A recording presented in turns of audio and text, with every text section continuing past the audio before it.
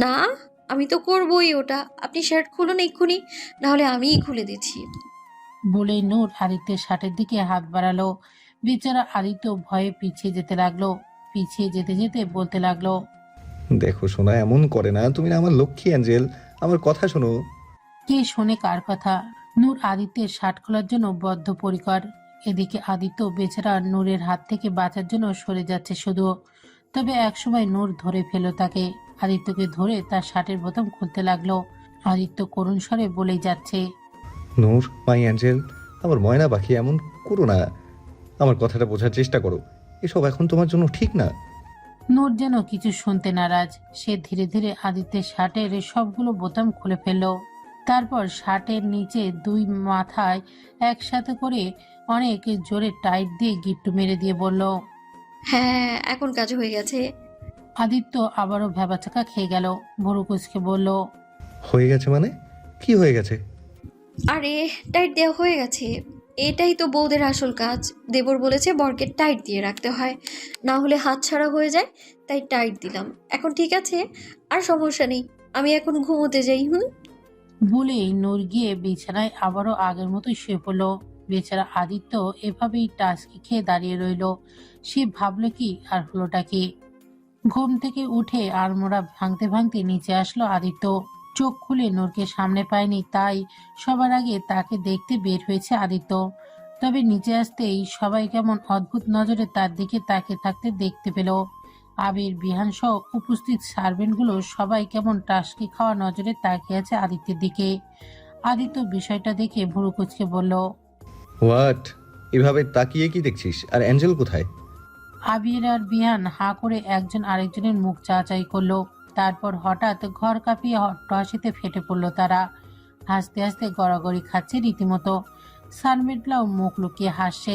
ভয়ে জোরে হাসতেও পারছে না তারা। বিরক্তিতে কপাল কুঁচকে আদিত্য বলল, সকাল সকাল নেশা করে এসেছিস নাকি? অকারণে হাসছিস কেন? ওরা হেসে যাচ্ছে। আবির কোনো রকমে হাসি থামিয়ে বলল, বাহ ইয়ার, কি সুন্দর লাগছে তোকে। আমি তো ফিদা হয়ে গেলাম। আমার সব গার্লফ্রেন্ডগুলো তোর সামনে ফিকে লাগছে। আদিত্য রাগ দেখিয়ে বলল। হোয়াট ননসেন্স, কি বলছিস এসব? বিহান বলল, তুই আগে ওই আয়নায় চাইয়া দেখ, বুঝবার পারবি কি কইতাছি। আদিত্য ভুরুকুসকে লিভিং রুমের ওয়ালে টাঙানো আয়নায় চোখ রাখলো। ডাকতেই ভ্যাবাচাকা খেয়ে গেল সে। আদিত্যের চুল দুই ঝুঁটি বাঁধা, ঠোঁটে এলোমেলো ভাবে ছড়ানো লিপস্টিক, চোখেও ছড়ানো কাজল। পুরো জোকার লাগছে আদিত্যকে। এই কারণেই হাসছে সবাই। আবির আবারও বলল, বললা কি খুবসুরতি। এত হোসনে কোথায় লুকিয়ে রেখেছিলি তুই? আমার তো চোখে ধাঁধা লেগে যাচ্ছে। এত সুন্দর হয়ে কোনো হক নেই তোর। মা ডালা একেবারে। বলেই আবার হাসতে লাগলো আবির। বিহান বলল, একেবারে হাঁচা কইছত আবিজ্জা। মাশাল্লাহ, কি সুন্দর লাগতাছে।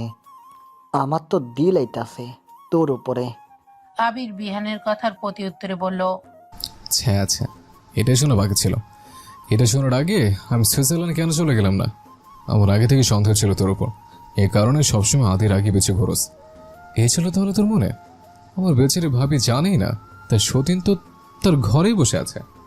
তো সতীন না, সন্তান। সতীনের মেল ভার্সন শতান। কি কস হালা, আমারে কি তোর মতো লুচ্চা পাইছস? মাইয়া দেখলে খেপা সারের মতো দৌড়াস। শয়তান হইলে তুই হবি গা। সকল বিয়েত্তা পুরুষের শয়তান হলি তুই। আরে ওটা তো সমাজ সেবা, এটা আমার মহত্ব। তোর মতো তুচ্ছ মানব আমার মহত্ব বুঝবে না। এই সেবা তো সহজ না, নিজেকে পুরো বিসর্জন করে দিতে হয়। হ, সাথে ধরা খাইয়া তার প্রতিদানও পাইয়া যাস, তাই না? এই জন্যই তো বললাম সমাজ সেবা সহজ না, ভালো কাজে পদে পদে বাধা আসে। এই সেদিনের কথাই ধর, আমার গার্লফ্রেন্ডের বাসায় গেছে সমাজ সেবা করতে। মাত্রই গুরু ইমরান হাশমির ভীগে হোঠ তেরে ক্যাসা দিল মেরা শুরু করেছে। এদের মধ্যে বাধা হয়ে হাজির তার বাবা। তুই বল, এইভাবে আসাটা কি তার ঠিক হয়েছে? আরে ফোন দিয়েও তো আসতে পারতি। ভুল সময় সে ভুলটা সে করলো, অথচ রাগ দেখালো এই মহৎ সমাজসেবককে। আজকাল ডিগনিটি নামে আর জিনিসই নেই মানুষের মাঝে। মানবতা আজ কোথায়? না জানি সমাজের কি হবে। এদের ফালতু সব কথায় বিরক্ত আদিত্য। হঠাৎ সে দেখতে পেল সিঁড়ির পেছন থেকে লুকিয়ে লুকিয়ে নূর দেখছে আর মিটিমিটি হাসছে। আদিত্য বুঝতে বাকি রইল না এই কাজ তার দুষ্ট পরিটারই। আদিত্য নূরের উদ্দেশ্যে বলল, অ্যাঞ্জেল, বেরিয়ে এসো। আমি জানি এসব কারসাজি তোমারই, বেরিয়ে এসো। নূর বের হলো না, বরং উল্টো পালানোর উদ্দেশ্যে অন্যদিকে যেতে লাগলো। আদিত্য তা দেখে নূরের দিকেই যেতে যেতে বলল, এই দুষ্ট, দাঁড়াও, কোথায় যাচ্ছ? আদিত্যকে আসতে দিকে নূর আরো জোরে দৌড়ে ছুটল। আদিত্য তার পিছে ছুটল তাকে ধরতে। নূর লিভিং রুমের চারিদিকে গোল গোল দৌড়াচ্ছে আর খিলখিল করে হাসছে। আদিত্যও তাকে ধরতে দৌড়াচ্ছে তার পিছু পিছু। আবির আর বিহান ওদের কাণ্ড দেখে মজা নিচ্ছে। আবির টিভি রিমোটের মাইকের মতো মুখের সামনে ধরে ভাস্করদের মতো করে বলতে লাগলো, জি হ্যাঁ ভাই সব, আর তাদের হট হট বোন সব। আপনাদের সামনে হতে চলেছে এক দুর্ধর্ষকর শ্বাসরুদ্ধকর পৃথিবী কাঁপান বাঙ্গিয়ে ফাটানো ডাল ঘোটানো ফালতে ফেলানো লুঙ্গুরানো রেসটি স্পন্সর করেছে মদনলাল চুলকানি পাউডার, বিএফএল প্লাস্টিক বদনা, মফিজ জাঙ্গিয়া আর গন্টার মার্কা ঠেউটিন। হ্যাঁ, তা আপনারা দেখতে পাচ্ছেন নূর ভাবি এই মুহূর্তে রেসে এগিয়ে আছে। আদি প্রাণপণ চেষ্টা করছে তাকে ওভারটেক করার, তবে মনে হচ্ছে না আদি পারবে জিততে, কারণ বউয়ের কাছ থেকে জেতা মুশকিল নয়, না মুমকিন। হ্যাঁ ভাবি, তুমি এগিয়ে যাও, আমরা আছি তোমার সাথে। আবিরের মহান কমেন্ট্রি শুনে বিহান হাসছে সমানে। এদিকে আদিত্য এক পর্যায়ে নূরকে পেছন থেকে ধরে ফেলল, তারপর পাজাকোলা তুলে নিয়ে বলল, এখন কই পালাবে দুষ্ট পাখি? অনেক দুষ্ট হয়ে গেছো আজকাল। নূর হাসতে হাসতে বলল, আচ্ছা, ভুল হয়ে গেছে, আর করব না, ছেড়ে দাও আমায়। না, ছাড়ছি না এত সহজে। চলো, আমিও মজা দেখাচ্ছি তোমাকে। বলতে বলতে আদিত্য নূরকে কোলে নিয়ে সিঁড়ি বেয়ে নিচের রুমের দিকে গেল। আর নূরে ছাড়া পাওয়ার ছটফট করছে। ওদের যাওয়ার পানে তাকে আবির ন্যাকা সুরে বলল, কেউ তো আমরা এমনি করে নিল না। এই মাসুমটাকে যদি কেউ করে নিত তাহলে সারা জীবন ল্যাংড়া হয়ে থাকতাম। বিহান পাশ থেকে বলল, আহানারে, কইবার পাচ্ছ? হ্যাঁ, নিশ্চয় তোরে মানা করব না। আবির দাঁতে দাঁত চেপে বিহানের দিকে তাকিয়ে বলল, সমস্যা কি তোর? কারণ হেরে বহুত ভালো লাগছে আমার। এইভাবে তো আমার ক্যাটরিনা কাইফকেও ভালো লাগে, তাই বলে সে আমার হয়ে যাবে? দেখ, আমি জানি তুই কিসের জন্য এসে বলিস, তবে শুধু শুধু ভাঙা কলছিতে পানি ঢালছিস। এইসব আমি এফেক্ট হই না। আর আমার জন্য কি তা না আমি বলতে পারবো না তোরা বুঝবে। So cut the crap bro, আর নিজের চরকে কলপ দে, যাতে কোনো মাইয়ার কৃপা দৃষ্টি হয় তোর উপর। স্মিত হাসলো বিহান। দৃষ্টি তো তার পড়েছে ওই সুনয়নার ওপর, যে দৃষ্টি কিছুতেই ভুলতে পারছে না সে। এখন সত্যি করে হেয়ার কিপদৃষ্টি খুব করেই প্রয়োজন তার।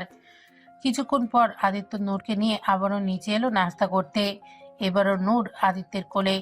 নূর বায়না ধরেছে সে কোলে উঠবে। আদিত্যর কেয়ারে সে দিন দিন আহ্লাদি হয়ে যাচ্ছে। আদিত্যকে পেলেই তার বায়নার ঝুলি খুলে বসে, আর আদিত্য তা সানন্দে পূরণ করে। আদিত্য নূরকে কোলে নিয়ে নামছে, আর নূরে তার সাথে দুষ্টুমিতে ব্যস্ত। কখনো কানে ফু দিচ্ছে, কখনো চুল এলোমেলো করে দিচ্ছে, তো কখনো গাল টেনে দিচ্ছে। আদিত্য শুধু হাসছে তার এঞ্জেলের কাণ্ডতে। নিচে আসতেই আবির বলে উঠল, আচ্ছা আচ্ছা আচ্ছা আচ্ছা, লজ্জা শরম তো একেবারে কারণ বাজারে সবজি মার্কেটে বেঁচে এসছিস। মাসুম বাচ্চা কাচ্চাদের সামনে সব কেউ করে? বিহান ভ্রু কুচকে বলল, মাছুম বাচ্চা, সেটা আবার কেডা? মাইরি? কেন তুই? এখন তো তোর কথাই পরিষ্কার হয়নি। শখে স বলিস, তোর মতো ধামরা বাচ্চা দুনিয়াতে আর একটাও নেই, খালি একটা ফিডারের কমতি। বিহান আবিরের মাথা ধরে টেবিলের ওপর চেপে ধরে বলল, আমি বাচ্চা না, তাহলে তো বাচ্চামি করণে লাগে। ওদের কাণ্ড দেখে মজা পেয়ে হাতের তালি দিয়ে হাসছে নূর। এসবের মাঝেই হঠাৎ নূর বিস্ময়ের সুরে বলে উঠল, ঝুমু, নূরের কথায় সবাই তার দিকে তাকালো। নূর দরজার দিকে তাকিয়ে আছে দেখে তারাও দরজার দিকে তাকালো। দরজার সামনে সেদিনের শপিং মলে সেই মেয়েটাকে দেখতে পায়, যাকে নূর বোন পরিচয় দিয়েছিল। তাকে দেখেই নূর প্রফুল্ল হয়ে আদিত্যের কোল থেকে নেমে দৌড়ে গেল বোনের কাছে। উৎসাহী কণ্ঠে বলল, ঝুমু, তুই এসেছিস? ঝুমুর মুচকি হেসে বলল, হ্যাঁ, আমি এসেছি। আপু, তোমাকে দেখার খুব ইচ্ছে হচ্ছিল। কেমন আছো তুমি? অনেক ভালো, আয় আয়, ভেতরে আয়। নূর ঝুমুরের হাত ধরে ভেতরে নিয়ে এলো সবার কাছে, তারপর বলল, দেখো, আমার বোন এসেছে, ও ঝুমুর। সবাই সৌজন্যমূলক মুচকি হাসলো।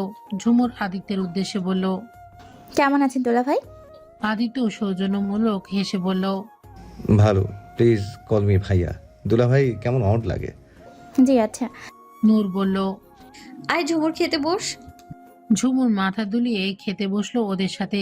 খেতে খেতে বাসার চারিদিকে চোখ বোলালো ঝুমুর। চোখে যেন ধাঁধা লেগে যাচ্ছে তার। এত বড় বাড়ি, এত সুন্দর সবকিছু, আর এইসব কিছু ছেড়ে কিনা ওই 420 রকির সাথে ভেগে গেছিল। যে বদমাইশ ওকে মাঝপথেই ছেড়ে দিয়ে ভেগেছে, তাই তো শেষমেশ শপিং মলের সেলস গার্লসের চাকরি করতে হচ্ছে। বাড়িতে ফিরে যাবে কোন সাহসে? সেদিন না ভাগলে আজ এর সবকিছু ওর হতো, যা কিনা এই পাগল ছাগলটা পেয়ে গেছে। ভাবতেই আফসোস আর নিজের প্রতি রাগ হচ্ছে ঝুমুরের। ভাবনার মাঝে পাশে তাকাতে দেখে আদিত্য নূরকে নিজ হাতে খাইয়ে দিচ্ছে। নূর না খাওয়ার জন্য কত তালবাহানা করছে, কিন্তু আদিত্যের ধৈর্য সহকারে নানান কথা বলে বাচ্চাদের মতো মন ভুলিয়ে খাওয়াচ্ছে তাকে। এসব দেখে ঝুমুর বিস্ময়ে হতবাক। এই পাগলিকে এত যত্ন করার রুচি আসে কেমন করে ওনার? একে তো ওরা কখনো খাবার সময় নিজেদের সামনেই বসাতো না, খাবার মেখে ছেঁকে বিশ্রী অবস্থা করে ফেলে। তা দেখে ঘৃণা লাগে ওদের, তাই তো ওকে সবসময় আলাদা জায়গায় বসতে দেয়। আর এই লোক এত আদর করে খাওয়াচ্ছে, কি দেখে এত আহ্লাদি করছে এই পাগলিটাকে। নূরকে খাওয়ানো শেষে আদিত্য নিজের খাওয়া শুরু করলো, আর নূর উঠে গিয়ে ওর বিড়ালছানার সাথে খেলছে। বিড়ালকে ধরতে তার পিছু পিছু ছুটছে। খেলতে খেলতে হঠাৎ সোফায় পায়ের সাথে পা গুঁতো লাগলো নূরের। পায়ে ব্যথা পেয়ে জোরে আর্তনাদ করে উঠল নূর। খাবারের হাত সহ থেমে গেল আদিত্যের। আতকে উঠে ঝট করে পেছন ফিরে তাকালো সে। নূর পা ধরে বসে কাঁদছে। আদিত্যর গলায় খাবার আটকে গেল। তৎক্ষণাৎ খাবার ছেড়ে দ্রুত উঠে ছুটে এলো আদিত্য নূরের কাছে। নূরের সামনে হাঁটু গেড়ে বসে তাকে ধরে উত্তেজিত আতঙ্কিত কণ্ঠে বলল। কি হয়েছে অ্যাঞ্জেল, কাঁদছো কেন? নূর কাঁদতে কাঁদতে বলল, পায়ে ব্যথা লেগেছে, অনেক ব্যথা লাগছে। ব্যথা লেগেছে? কোথায় দেখি? আদিত্য নূরের পায়ে হাত দিতেই নূর ব্যথা পেয়ে আরো জোরে কেঁদে উঠল। আদিত্য যেন আরো উত্তেজিত অস্থির হয়ে গেল। দুই হাতে নূরের মুখটাকে ধরে উদ্বিগ্ন কণ্ঠে বলল, ইস, কত ব্যথা লেগেছে অ্যাঞ্জেলটার, কত খাচ্ছে। আমি থাকতেও কিভাবে আমার অ্যাঞ্জেলটা ব্যথা পেলো? আমি খেয়াল রাখতে পারিনি। কাঁদে না শোনা, আমি আছি না, ঠিক হয়ে যাবে। নূর আরো কেঁদে কেঁদে করুণ সুরে বলল। ঠিক হচ্ছে না তো হিরো, ব্যথা। আদিত্য নূরের মাথা কপালে হাত বুলিয়ে দিয়ে বলল, খেতো না অ্যাঞ্জেল, এই তো এক্ষুনি ঠিক হয়ে যাবে। বিহান, দাঁড়িয়ে কি দেখছিস? ডক্টরকে আসতে বল জলদি। দেখছিস না অ্যাঞ্জেল কষ্ট পাচ্ছে? বিহান বলল। আচ্ছা, আমি ফোন করতাছি, তুই চিন্তা করিস না। আদিত্যের অবস্থা দেখে ঝুমুর অবাক হতভম্ব। এত আদিক্ষেতা করার কি আছে সে বুঝল না। তাও এই পাগলির জন্য? লোকটাও কি ওর মতো পাগল নাকি? সে হঠাৎ মাঝখান থেকে বলে উঠল, আর এই সামান্য কারণে ডাক্তারের কি দরকার? গ্রামে তো এর চেয়ে কত হাজার গুণ চোট পেত, আবার একাই ঠিক হয়ে যেত। ওর এসবে কিছু হয় না, গন্ডারের চামড়া ওর। ঝুমুরের এমন উক্তিতে আদিত্যের প্রতিটা লোমকূপে দাঁড়িয়ে গেল ক্রোধে। চোয়াল শক্ত হলো, অগ্নিলাল চোখে তাকালো ঝুমুরের দিকে। চোয়াল চিবিয়ে বলল, miss Jhumur, first and last time বলছি, ভালো করে মাথায় গেঁথে নিন। নূর আগে কিভাবে ছিল সেটা আমার দেখার বিষয় না, তবে নূর আমার কাছে আমার নিজের জানের চেয়েও বেশি গুরুত্বপূর্ণ। ফার্দার এসব ধরনের কথা বলবেন না, না হলে ভুলে যাব আপনি নূরের বোন। বলেই আদিত্য নূরকে পাজাখোলা তুলে নিল। তারপর বিহানের উদ্দেশ্যে বলল, ডক্টর আসলে রুমে পাঠিয়ে দিস। বলেই নূরকে নিয়ে নিজের রুমে চলে গেল আদিত্য। আদিত্যের এমন রিয়াকশন দেখে ঝুমুর বিস্মিত। ওদের পাগলিকে লোকটা দেখি সত্যি করে মাথায় তুলে রেখেছে।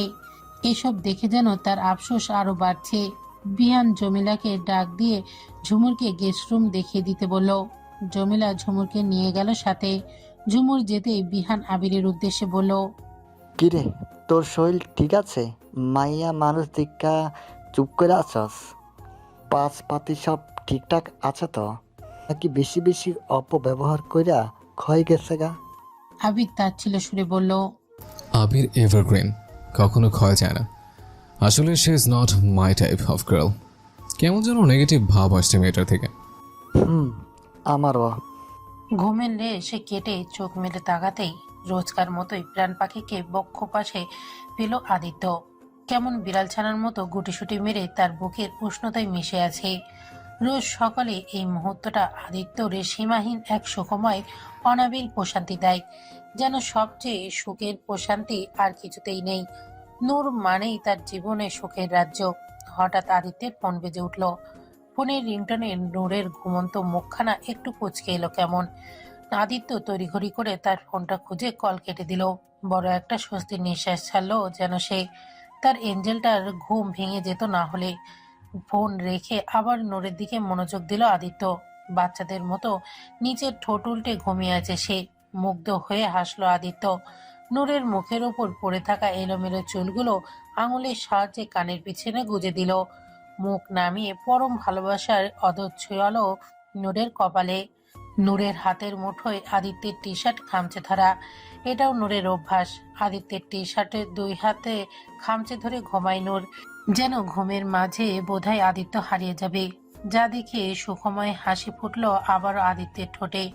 নূরের দুই হাত টি শার্ট থেকে ছাড়িয়ে মুখের ওপরে এনে হাতের তালুতেও চুমু খেলো আদিত্য। তারপর গায়ের চাদর ভালো করে টেনে দিয়ে উঠে গেল সে বিছানা ছেড়ে। ঝুমুর সকাল থেকে সারা বাড়ি ঘুরে ঘুরে দেখছে। যত দেখছে ততই যেন আফসোসের পাল্লা ভারী হচ্ছে তার। এই রাজপ্রাসাদে রাজত্ব রেখে কিনা সে ওই 2 টাকার ছেলের পেছনে চলে গিয়েছিল। নিজের ওপর চরম রাগ হচ্ছে তার। কিন্তু আদিত্য যে এত বড় ধনী তা তো জানতো না সে। শুধু জানতো দাদার কোনো বন্ধুর নাতির সাথে নাকি বিয়ে। তখন জানলে কখনোই অমন বোকামি করতো নাকি সে। যেটা ওর হওয়ার কথা ছিল তা আজ ওই পাগলিটা ভোগ করছে। এসব ভাবতে ভাবতেই হঠাৎ আদিত্যের এই জিম রুমের সামনে এসে পড়ল ঝুমুর। দরজা কিছুটা খোলাই ছিল। সেখান থেকেই ঝুমুরের নজর পড়ল ভেতরে ব্যায়ামরত আদিত্যের উপর। হাতা কাটা ঢেলাঢালা একটা টি শার্ট তার পরনে। একটা ব্যায়াম মেশিনের নিচে দাঁড়িয়ে 2 হাতে ওপরে ভারী ওজন ওঠানামা করাচ্ছে। হাতের বাহু বলিষ্ঠ, পেশি ফুলে উঠেছে তাতে। ঘামে ভিজে চিকচিক করছে শরীর। সাংঘাতিক আকর্ষণীয় লাগছে ঝুমুরের কাছে আদিত্যকে। কেমন লোভনীয় দৃষ্টিতে তাকিয়ে রইল সে আদিত্যের পানে। তাকিয়ে থেকে ধীরে ধীরে এগিয়ে গিয়ে আদিত্যের পেছনে গিয়ে দাঁড়ালো সে। ঘোরের মাঝে হাত বাড়িয়ে আদিত্যের পিঠের খামর্ত উন্মুক্ত স্থানে আলতো করে আঙুল ছোঁয়ায়। ব্যায়াম থামে তৎক্ষণাৎ পেছনে ফিরে তাকালো আদিত্য।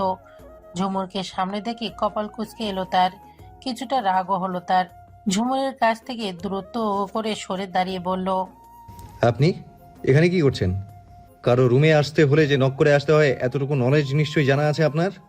ঝুমুর আমতা আমতা করে বলল, সরি, আসলে আমি আপুকে খুঁজছিলাম।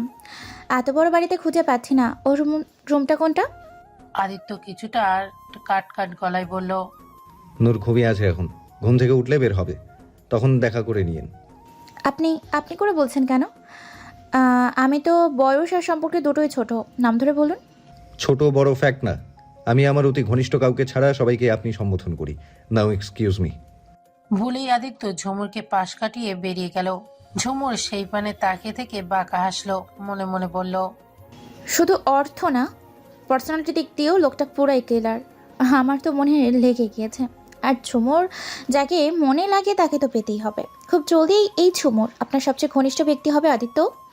ওই পাগলি আপনার কদর বুঝবে না, না আপনাকে সেই সুখ দিতে পারবে। আপনার তো আমার দরকার। আপনাকে আমি নিজের করেই ছাড়বো। ওই পাগলিকে আপনার মন থেকে সরানো জাস্ট তরির ব্যাপার আমার কাছে। দেখে যান আদিত্য, কিভাবে আমার জায়গা আমি আপনাই ফিরিয়ে নিই। গার্ড বেঞ্চ থেকে বেরিয়ে আসা রাস্তায় হাঁটছে হিয়া। তার মনে হলো কেউ তাকে ফলো করছে। এটা আজই নতুন না, আজ কিছুদিন হলো ওর এরকম মনে হয়। সে যেন জানে এসব কে করছে। হিয়া হাঁটতে হাঁটতে হঠাৎ দাঁড়িয়ে গেল। ঝট করে পেছনে ফিরে তাকিয়ে কাউকে দেখতে পেল না। সে আশেপাশে চোখ বুলালো। সামনে একটা গাছ দেখা যাচ্ছে। হিয়া এগিয়ে গেল সেদিকে। গাছের ওপারে গিয়ে দেখলো এবং যা ভেবেছিল সেটাই পেল। হিয়া 2 হাত ভাঁজ করে গম্ভীর মুখ করে বলল, কি চান আপনি? চুরি করে ধরা পড়ার মতো অবস্থায় পড়ে গেল বেচারা বিহান। চোরের মতো এদিক ওদিক তাকিয়ে অপ্রস্তুত ফিচেল গলায় বলল, মানে কি কইতে আছেন আপনি? দেখুন, ঢং করবেন না। আজ কয়েকদিন হলোই খেয়াল করছি আমি, আপনি রোজ এই টাইমে রাস্তায় এসে বসে থাকেন। আরে না না, আপনি ভুল বুঝতেছেন। আমি তো এখানে এক কাজে আইছিলাম। তাই? তা কি এমন কাজ আপনার শুনি, যার জন্য রোজ আপনাকে এই রাস্তায় এসে বসে থাকতে হয়? বিহান বেচারা থতমত খেয়ে গেল, কি বলবে বুঝতে পারছে না। আমতা আমতা স্বরে বলার চেষ্টা করলো। ওই মানে হিয়া এই পর্যায়ে হাত উঠিয়ে রাস্তার পাশে থাকা পার্কের বেঞ্চ দেখে বলল। চলুন ওখানে গিয়ে বসি। বিহান খানিকটা অবাক হলো, তবে আপাতত চুপচাপ সুবোধ বালকের মতো হিয়ার সাথে এগিয়ে গিয়ে বেঞ্চে বসলো। দুজনের মাঝে খানিকটা দূরত্ব বজায় রেখেই বসলো তারা। হিয়া বলে উঠল। দেখুন, ভাববেন না আমি কিছু বুঝি না। রোজ রোজ এই সময়ে এখানে এসে কেন বসে থাকেন, এতটুকু বুঝতে না পারার মতো বোকা আমি নই। আমি জানি আপনি রোজ আমার জন্যই আসেন, কিন্তু আপনি ভুল মানুষের পিছনে সময় নষ্ট করছেন। এই পর্যায়ে বিহান স্মিত হেসে বলল। করতেছি, এনে তো সময় আমার খুব একটা গুরুত্বপূর্ণ না। এই তুচ্ছ সময় না হয় কারোর জন্য নষ্ট করলাম, তাতে কি এমন ক্ষতি আছে? সময় নষ্ট কইরা আপনাকে যদি সব সময় দেখবার পারি, তাহলে আমি সব সময় নষ্ট করবার রাজি। হিয়া তাচ্ছিল সুরে বলল। এসব মন ভোলানো কথা বলা অনেক সহজ, জানেনই বা কি আমার সম্পর্কে? এখনও তো আমার চেহারাটাই দেখলেন না। আমি দেখতে এত কুৎসিত যে একবার দেখলে আর দ্বিতীয়বার এমুখও হবেন না। এসব আবেগ ছুটে পালাবে তখন। একদম না, আমি তো আপনার চেহারার মোহে পড়িয়েই নাই। তাহলে আপনি দেখতে কেমন হলেন তাতে কি আসে? আচ্ছা, কিছু যায় আসে না? তাহলে আমার চেহারা দেখা ছাড়া আমাকে বিয়ে করতে পারবেন? বিহান বিস্মিত চোখে তাকালো হিয়ার দিকে। হিয়া তাচ্ছিল সুরে বলল। কি হলো, হাওয়া বেরিয়ে গেল? সব আবেগ শেষ? শুনুন, এসব আবেগী কথা শুনতে অনেক মধুর শোনায়, কিন্তু বাস্তবতা ভিন্ন। বাস্তবে মানুষ চেহারা, স্টেটাস এসবই দেখে সম্পর্ক করে। আপনি আমার উপকার করেছিলেন, তাই বলছি আপনি বরং অন্য কারোর পিছনে সময় নষ্ট করুন, আর আমার পিছু ছেড়ে দিন। এসব আমার জন্য না। আসি, ভালো থাকবেন। বলে হিয়া উঠে যাওয়ার জন্য দাঁড়ালো। হঠাৎ বিহান বলে উঠল। অহন কি কাজে অফিস খোলা আছে? হিয়া চকিত নজরে ফিরে তাকালো বিহানের দিকে। বিহান উঠে দাঁড়িয়ে হিয়ার মুখোমুখি হয়ে দাঁড়ালো। হাত ঘড়িতে চোখ বুলিয়ে বলল। অহন তো কোনো কাজে অফিস খোলা পাওন যাইব না, না হলে এখনই শুভ কাজ সাইরা ফলাইতাম। মাগার ব্যাপার না, কাল সকালে তো খুলবো। আপনি সকাল 8:30 কাজে অফিসে চলে আসেন, আমি অপেক্ষায় থাকুন আপনার। এখন যাই, কাল আমার শাদি, কত প্রস্তুতি আছে না? বলে বিহান উল্টো পাতায় হাঁটা ধরল। হিয়া তার যাওয়ার পানে হতভম্ব নয়নে তাকিয়ে রইল, যেন অবিশ্বাস্য কিছু ঘটল তার সাথে। আদিত্য অফিস থেকে ফেরার সময় হয়েছে। নূর তার অপেক্ষায় বসে আছে দরজায়, গালে হাত ঠেকে এক ধানে গেটের দিকে তাকিয়ে আছে সে। কিছুক্ষণ পরই আদিত্যর গাড়ি গেটের ভেতরে ঢুকলো। তা দেখেই নূরের মুখে হাসির ঝিলিক ফুটল। হাসি মুখে প্রফুল্ল চিত্তে সে উঠে দাঁড়িয়ে দৌড়ে ছুটল আদিত্যের কাছে। আদিত্য গাড়ি থেকে নামতে নামতেই ঝাঁপিয়ে পড়ল তার গলা ধরে। আদিত্য পরমানন্দে তার এঞ্জেলটাকে জড়িয়ে নিল তার সাথে। সারাদিনের ক্লান্তি মুহূর্তেই প্রশান্তিতে পরিণত হয়ে যায় তার। বাসায় আসার সাথে সাথে নূরের এভাবে ওর কাছে ছুটে আসাটা ওকে অনাবিল সুখময় আনন্দ দেয়। আদিত্য হাসি মুখে নূরকে পেঁচিয়ে উঁচু করে ধরে গোল গোল ঘোরাতে লাগলো, আর নূর খিলখিল করে হাসছে তাতে। বাসার ছাদে দাঁড়িয়ে ওপর থেকে এসব কিছু চোখে পড়ল ঝুমুরের। নূরের প্রতি আদিত্যের এত ঢং দেখে সত্যি বিরক্ত লাগে তার। সে ভেবে পায় না এই পাগলির মাঝে কি এমন দেখেছে এই লোকটা। তবে ব্যাপার না, এই পাগলিকে সরিয়ে কিভাবে নিজের জায়গা করতে হবে তা জানা আছে তার। মনে মনে কিছু ভেবে বাঁকা হাসলো ঝুমুর। সন্ধ্যার দিকে আবির এলো বাসায়। লিভিং রুমের সোফায় বসে আড্ডা দিচ্ছিল সবাই। আবির কমেডিপূর্ণ কথায় আড্ডায় মাতোয়ারা তখন। নূর হেসে কোটি কোটি হচ্ছে আবিরের কথায়। ঠিক তখনই বিহান আচমকাই বলে উঠল। আমার শাদি কাল। মুহূর্তেই পরিবেশ স্থির হয়ে গেল। আবির আদিত্য বিস্মিত চোখে তাকালো বিহানের দিকে। আদিত্য বলল। হোয়াট হোয়াট ডিড ইউ সে? বিহান স্বাভাবিক ভঙ্গিতে বলল। কাল শাদি করবো আমি, তোরা কি করছ? আবির আদিত্য একজন আরেকজনের মুখ চাওয়াচাই করলো। তারপর আবির বাড়ি কাঁপানো অট্টহাসিতে ফেটে পড়লো। পেটে হাত চেপে গড়াগড়ি খাচ্ছে সে। কোনো রকমে হাসি নিয়ন্ত্রণ করে বলল, তোর সেন্স অফ হিউমার এত ভালো হলো কবে? কি একটা জোক শোনালে, ভাবছি আমিও মঙ্গল গ্রহ কিনে ফেলি। বিহানকে ভাবলেশীন দেখে আদিত্য সিরিয়াস হয়ে বলল, তুই কি সত্যি বলছিস? হ আদি, এটা আমার জীবনের সবচেয়ে গুরুত্বপূর্ণ সত্যি। তোরা ছাড়া আমার ক্যাডা আছে, তাই তোদেরকে না বইলা কেমতে করি। আমি তোর জন্য অনেক খুশি, আর অবশ্যই আমরা তোর সাথে আছি। আবির বলে উঠল, বাহ মামা, তুই তো তলে তলে টেম্পো না, পুরো জাহাজ চালাই দিলি। কবে ঘটে ফেলে ঘটনা? হাসলো বিহান। তারপর ওদের খুলে বলল সবটা। আদিত্য আবির খুশি হলো বন্ধুর জন্য। রাতে ঝুমুর তার কুবুদ্ধির কারসাজি আরম্ভ করে দিল। নূরকে আলাদা করে ডেকে নিয়ে ন্যাকামি করে বলল, আপু, আমার না আজ শুতে ইচ্ছে করছে তোমার সাথে। আসলে অনেক দিন তোমায় দেখি না তো, তোমার কথা অনেক বেশি মনে পড়ছিল, তাই তোমার সাথে একসাথে একটু ঘুমাতে চাই। আর এই বাড়িটা আমার একা একা শুতে ভয় করে, তুমি থাকলে ভালো লাগবে। ঘুমাবে না আমার সাথে একটু? বোনের এমন অনুরোধে অবুঝ নূর গলে গেল। যে বোন সবসময় শুধু বকাঝকাই করেছে, সেই বোনের কাছ থেকে এমন স্নেহপূর্ণ কথা শুনে নূরের খুশি লাগলো অনেক। তাই তো মুহূর্ত না ভেবে সে বলল, হ্যাঁ হ্যাঁ, শুভ তো আমি তোর সাথে, আমরা আজ একসাথে শুভ। তুই ভয় পাস না, আমি আছি না। আচ্ছা আপু, তুমি কত ভালো। বলেই ঝুমুর নিজের রুমের দিকে যেতে যেতে শয়তানি হাসলো।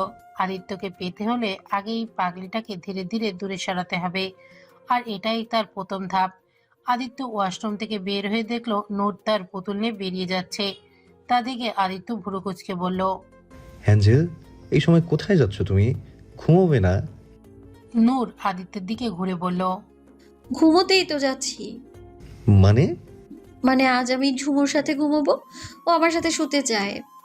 আদিত্যের বেচারার মুখ কালো ছায় নেমে এলো। নূরকে ছাড়া থাকতে হবে ভাবতে অসহায় লাগছে তার। এঞ্জেলটাকে বুকে নিয়ে ঘুমানোর অভ্যাস হয়ে গেছে তার। নূরকে ছাড়া ঘুমাবে কিভাবে সে? আদিত্য এগিয়ে নূরের মুখটা ধরে মলিন মুখে বলল, তুমিও তাই চাও? তুমি খুশি হবে তোমার বোনের সাথে শুলে? নূর ঘাড় কাত করে বলল, হ্যাঁ হব তো। গ্রামে আমি ওদের কাছে শুতে চাইতাম, কিন্তু ওরা আমায় নিতই না। আজ নিতে চাইছে, আমার ভালো লাগছে, আমি যাই। আদিত্য মলিন হেসে নূরের কপালে চুমু খেয়ে বলল, ঠিক আছে, যাও। আমার অ্যাঞ্জেলের খুশির চেয়ে জরুরি কিছুই নেই, তোমার খুশি সর্বোপরি। নূর চলে গেল। আদিত্য দীর্ঘশ্বাস ছেড়ে বসে রইল বিছানায়। আজ তো আর তার ঘুমানো হবে না। তার ঘুমের প্রশান্তিটাই যে আজ নেই। তবে নূরের খুশির জন্য আদিত্য এটুকু অনাহাসে সইতে পারে। সে তো শুধু নূরের খুশিটাই চাই। নূর আর ঝুমুর শুয়ে আছে, যদিও ঝুমুর মনে মনে ভীষণ অস্বস্তি ফিল করছে নূরের পাশে শুয়ে। কিন্তু কি করার, কিছু পেতে হলে কিছু সহ্য করতে হয়। তার প্ল্যান ঠিকভাবে চলছে এটা ভেবেই তার মনের মনে পৈশাসিক আনন্দ হচ্ছে। এক সময় একেবারে দূরে সরিয়ে ফেলবে সে এই পাগলিটাকে। তারপর শুধু সে রাজ করবে আদিত্য আর তার রাজত্বের উপর। এটা ভেবেই খুশি হচ্ছে সে। নূরও প্রথম প্রথম বোনের কাছে শুইতে ভালোই লাগছে। সে অনেক কথার ফুলঝুরিও সাজাচ্ছে, তার এখানকার জীবনের কথা শোনাচ্ছে ঝুমুরকে। কিন্তু অবুঝ নূর জানেই না তার স্বার্থপর বোনটার কানে ইয়ারফোন গুজে আছে। কারণ সে নূরের অযথা প্যাচাল শুনতে চায় না, তাই ইয়ারফোন কানে গুজে আছে।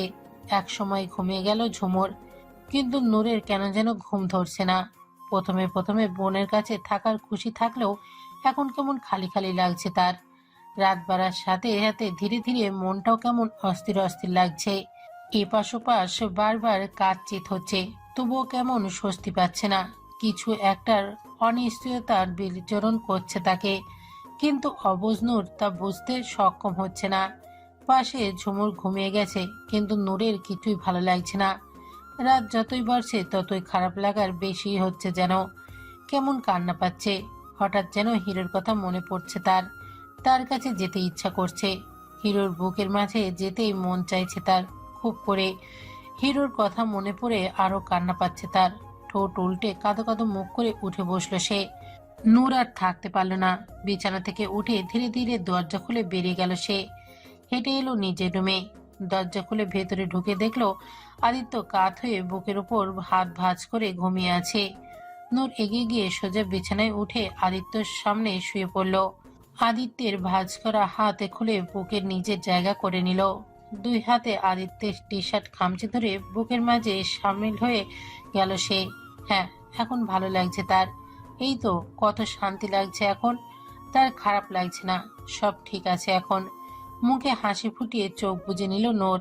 এই পর্যায়ে আদিত্যের ঠোঁটে হাসি বিস্তার হলো। সে তো জেগেছিল, এঞ্জেলটাকে ছাড়া ঘুম আসছিল না আজ তার।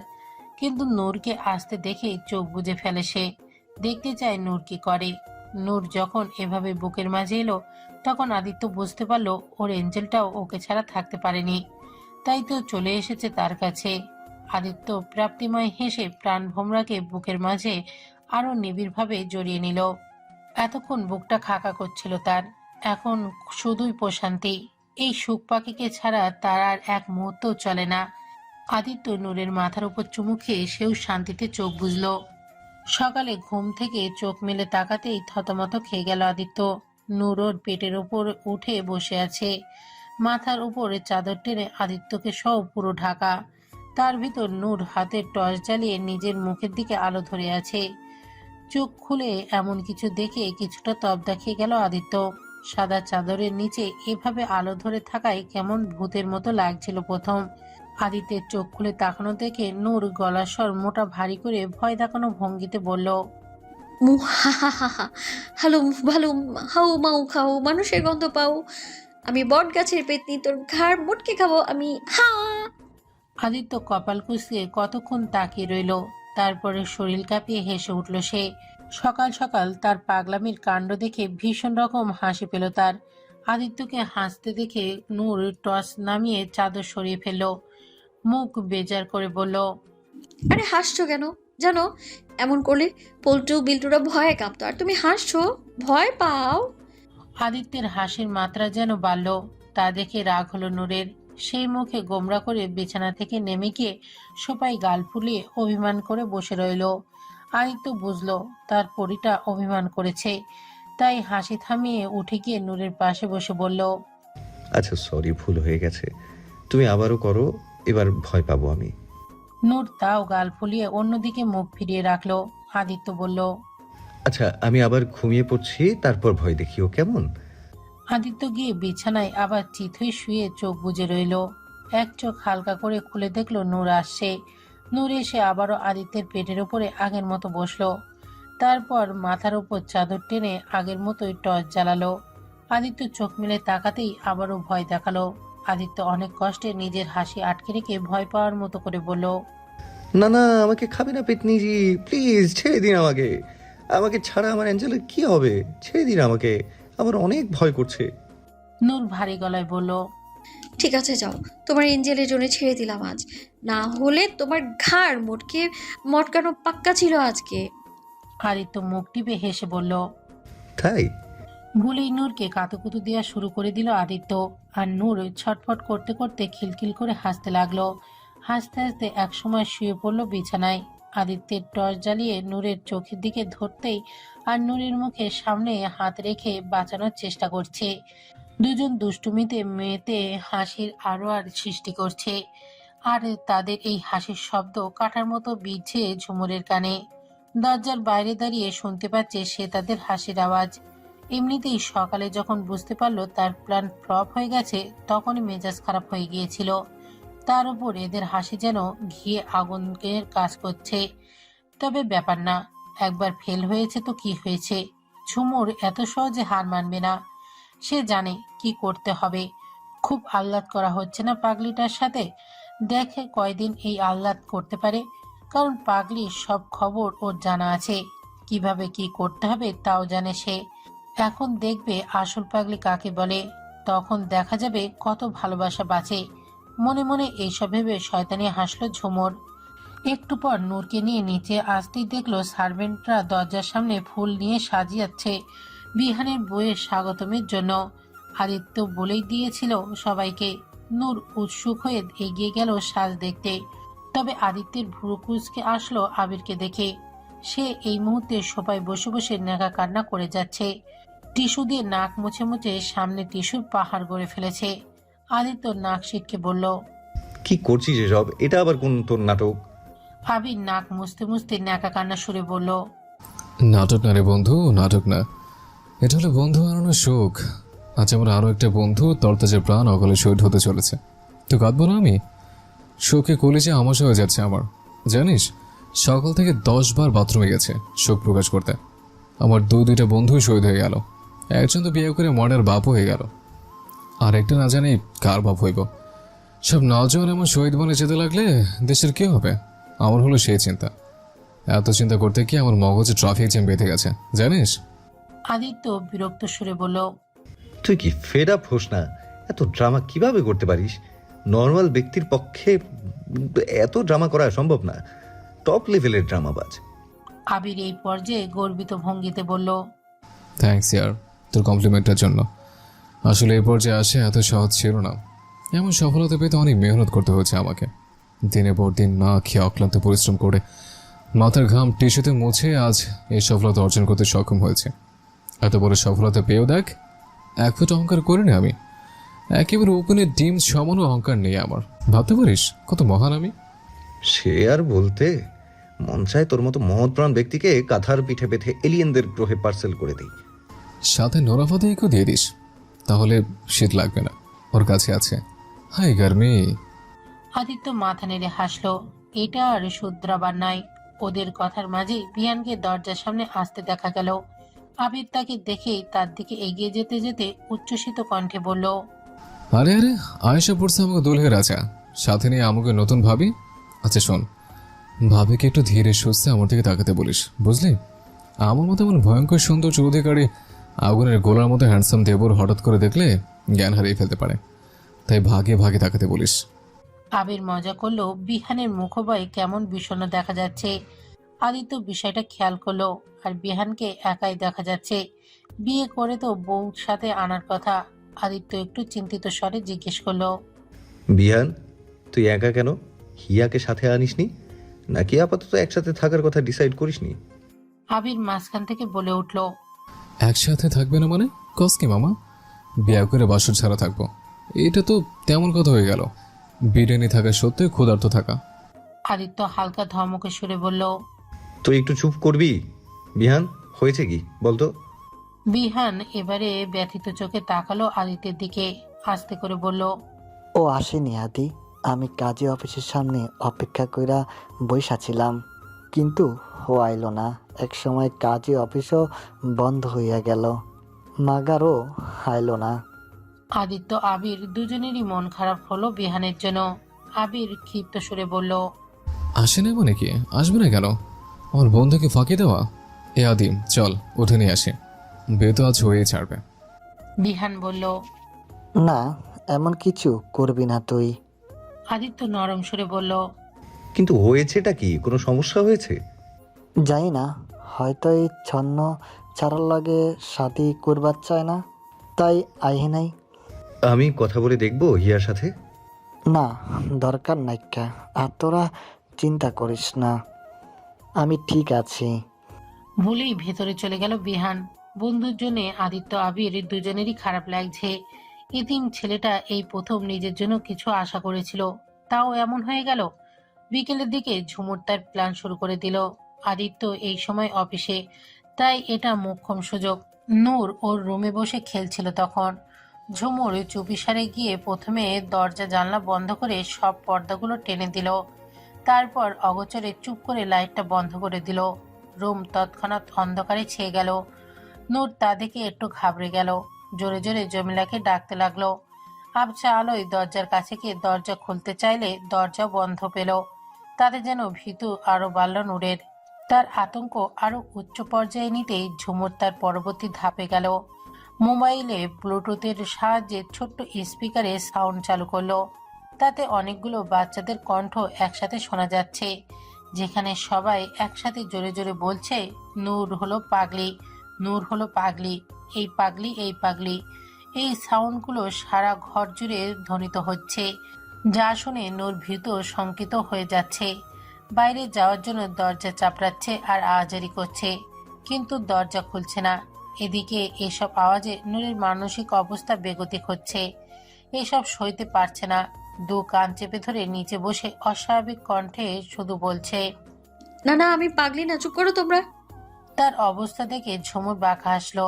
গ্রামের নূরকে বাচ্চারা এসব বলে অনেক খেপাতো। তখন নূর হাইপার হয়ে নিয়ন্ত্রণ হারিয়ে ফেলতো। এরপর ওকে আর ঠিক করা অনেক কঠিন হয়ে যেত। আজও সেটাই করার উদ্দেশ্যে ঝুমুর এসব করেছে। নূরকে আউট অফ কন্ট্রোল করতে চাচ্ছে, যাতে নূরের পাগলামিতে অতিষ্ঠ হয়ে যায় আদিত্যরা। আর তার প্ল্যানের প্রথম ধাপ সফল হয়ে গেল। নূর ধীরে ধীরে ভীষণ হাইপার হয়ে গেল, জোরে জোরে চিল্লাচ্ছে আর হাত পা দাপাচ্ছে। ঝুমুর বুঝতে পারল নূর পুরোপুরি বেগতিক হয়ে গেছে, আর বুঝতে পেরে সে চুপিসারে দরজা খুলে বেরিয়ে গেল। তার পেছনে রেখে গেল আউট অফ কন্ট্রোল মানসিকভাবে মর্মিত নূরকে, যে এখন পুরোপুরি উন্মাদে চিল্লাচ্ছে আর হাত পা দাপাদাপি করছে।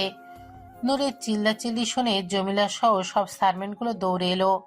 রুমে এসে প্রথমে লাইট জ্বালালো, কিন্তু নূরের অবস্থা দেখে ঘাবড়ে গেল তারা। নূর শুধু জোরে জোরে চিল্লে যাচ্ছে। জমিলা তার কাছে গিয়ে তাকে ধরতে নিলেই সে ধাক্কা দিয়ে সরিয়ে দিল জমিলাকে। তারপর উঠে দাঁড়িয়ে জোরে চিল্লাতে চিল্লাতে ঘরের সব জিনিসপত্র উঠিয়ে সবার দিকে ছুঁড়ে মারতে লাগলো আর ভাঙতে লাগলো। কিছু জিনিস গিয়ে সার্ভেন্টদের গায়ে লেগে কিছুটা আঘাতও পেল, তাই ভয়ে আর কেউ এগোতে পারল না তার কাছে। সবাই ভীষণ ভয় পেয়ে গেল, কি করবে বুঝতে পারছে না। সুযোগ বুঝে ঝুমুরও ওদের সামনে এসে নূরের প্রতি উদ্বেগ প্রকাশ করার নাটক করতে লাগলো।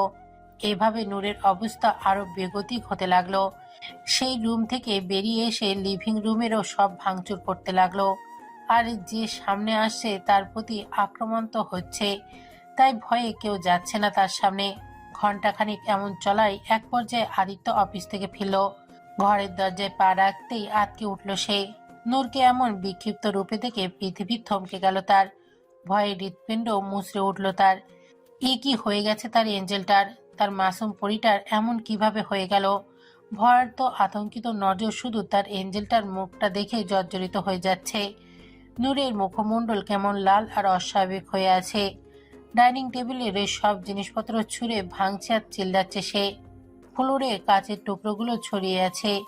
আদিত্য তার প্রাণ ভোমরাটার চিন্তায় উত্তেজিত হয়ে ভয়ার্ত কণ্ঠে চিল্লে বলল, নূর, বলেই দৌড়ে নূরের কাছে যেতে চাইল আদিত্য। তবে আদিত্যকে কাছে আসতে দেখে নূর তার দিকে সব জিনিসপত্র ছুঁড়ে মারতে লাগলো আর চিল্লাতে লাগলো। আদিত্য তবুও তার কাছে যাওয়ার চেষ্টা করে আদুরে সুরে বলতে লাগলো, নূর, মাই অ্যাঞ্জেল সোনা পাখি, কি হয়েছে কলিজাটা? আমাকে বলো। দেখো তোমার হিরো এসেছে। হিরোকে বলো কি হয়েছে। শরীর খারাপ লাগছে? বলতে বলতে নূরের কাছে এসে নূরকে ধরতে নিলেই নূর দুই হাতে সজোরে ধাক্কা দিয়ে সরিয়ে দিল আদিত্যকে। তারপর টেবিলের ওপর থেকে গ্লাস উঠিয়ে আদিত্যের দিকে ছুঁড়ে মারল, যা আদিত্যের বাহুতে লেগে কেটে গেল। তবে আদিত্যের বিন্দুমাত্র ভ্রুক্ষেপ নেই তাতে। তার তো যত চিন্তা শুধু নূরকে নিয়ে। নূরের এমন অবস্থা সইতে পারছে না সে। বুকের মাঝে হাজারখানা বিষাক্ত তীরের রক্তাক্ত হচ্ছে যেন। ট্রিটমেন্টে শুরু হওয়ার পর থেকে নূরের কোনো অ্যাটাক আর আসেনি। তবে আজ কি হয়ে গেল পাখিটার?